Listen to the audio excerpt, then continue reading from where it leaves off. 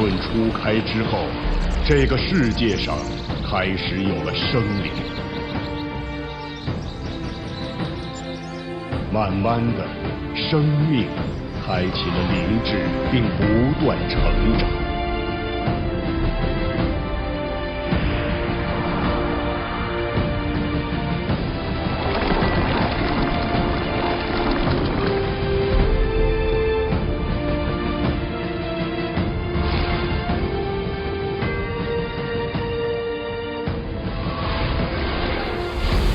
而他们之中，那些最早懂得力量奥秘的，逐渐掌控了整个世界。他们被封为神。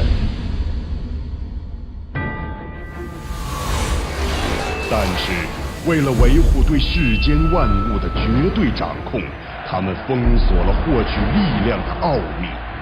100万年。1000万年，神越来越强大。那迦创造了龙，孔雀明王的兄弟金翅大鹏创造了迦楼罗，而女娲创造了人类。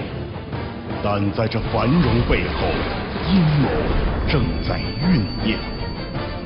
邪恶的计划让神出现了分裂。创世的战争之后，新的神开始崛起。西王母与新神联手，成立东天天庭，掌管世界。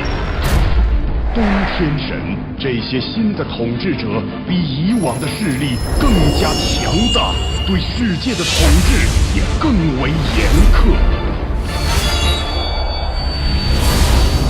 为了独享这个世界的权势，为了维护力量的秘密，他们手段残忍，无所不用其极。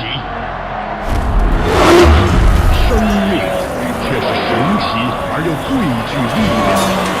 无论神采取什么手段，依然会有新的强大生命挑战他们的权威。神愤怒了。决定用尽全力消灭这些胆敢威胁他们地位的爬虫。他们创建了庞大的银河水师，寻剿天下。妖族惨遭屠戮，被迫流亡东方，直到英雄们的腾空出现。抗争的大旗被领袖竖起，神妖大战的爆发无可避免。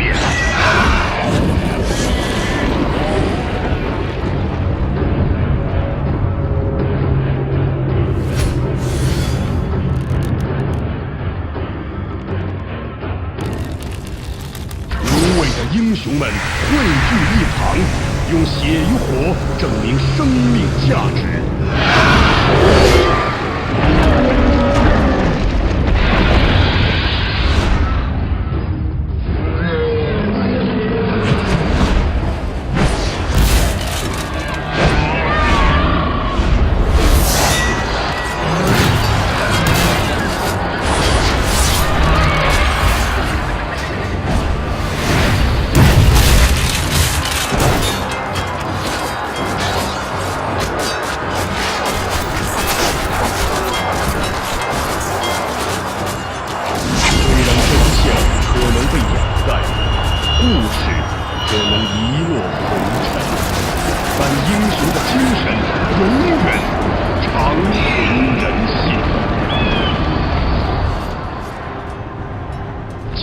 100年之后，我永远记得那一天，雄鹰翱翔在天空，感受着自由的空气。